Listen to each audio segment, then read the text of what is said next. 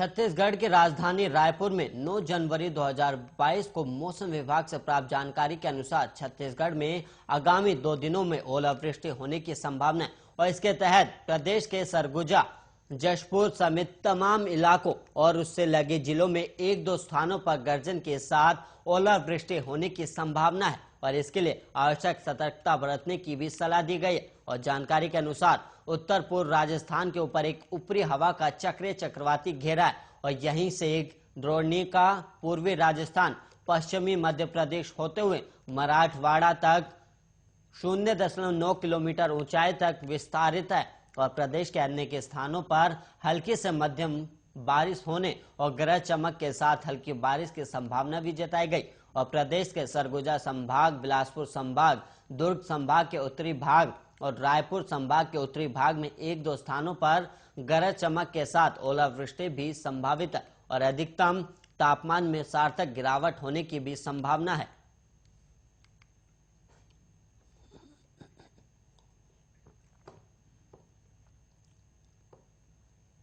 झारखंड राज्य की हेमंत सरकार ने प्रदेश में पर्यटन के विकास के लिए एक बड़ा फैसला लिया है और राज्य सरकार की तरफ से हाल ही में राज्य पर्यटन नीति की घोषणा की गई, जिसके अंतर्गत राज्य सरकार ने राज्य के पर्यटन क्षेत्र में निवेश करने के इच्छुक लोगों को वित्तीय प्रोत्साहन देने का फैसला लिया और इस फैसले के विषय में सरकार का मानना है कि ये राज्य में पर्यटन के संभावित अवसरों को बढ़ाने और राज्य को एक मस्ट विजिट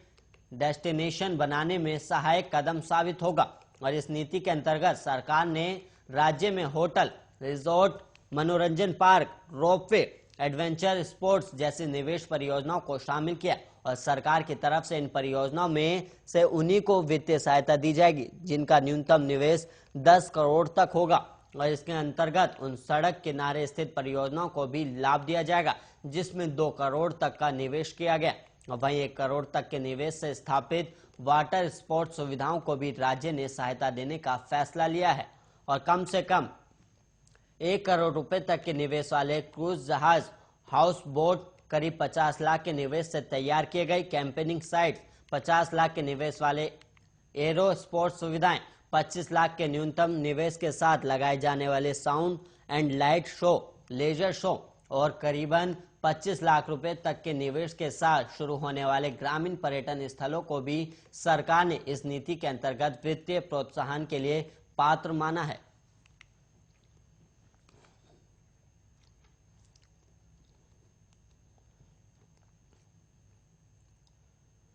बढ़ते कोरोना संक्रमण के चलते आज से 60 साल से ज्यादा उम्र के लोगों को वैक्सीन की बूस्टर डोज लगनी शुरू हो गई है और वहीं इस दौरान बहराइच में सोमवार को जिलाधिकारी बहराइच डॉक्टर दिनेश चंद्र और पुलिस अधीक्षक बहराइच केशव कुमार चौधरी ने वैक्सीन की बूस्टर डोज ली और उन्होंने कहा कि कोरोना एक बार फिर से तेजी से अपने पैर पसार रहा है, जिसके चलते कोरोना वायरस से बचाने के और बचने के उपाय भी अधिकारियों ने साझा किए और जिलाधिकारी डॉक्टर दिनेश चंद्र ने लोगों से अपील की है कि वैक्सीन की दोनों डोज जरूर लें।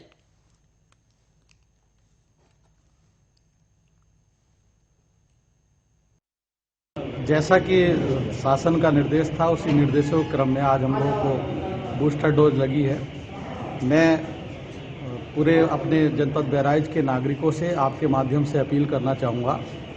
कि कोरोना वायरस के तीसरे संक्रमण से बचाव के लिए टीकाकरण अत्यंत महत्वपूर्ण उसका बचाव का साधन है।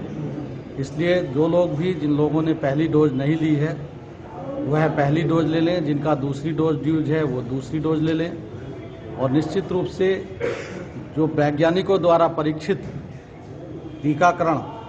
हम लोगों के इस महामारी से बचाव के लिए अत्यंत उपयोगी और सिद्ध एक प्रक्रिया है। देखिए, जो कोविड-19 का संक्रमण है वह पुनः एक बार फिर से फैल रहा है, तो वैक्सीनेशन का जो कार्यक्रम है उसके प्रति जनता से मैं अपील करना चाहूँगा कि वो आएँ और जो वैक्सीन है वो उसका वैक्सीन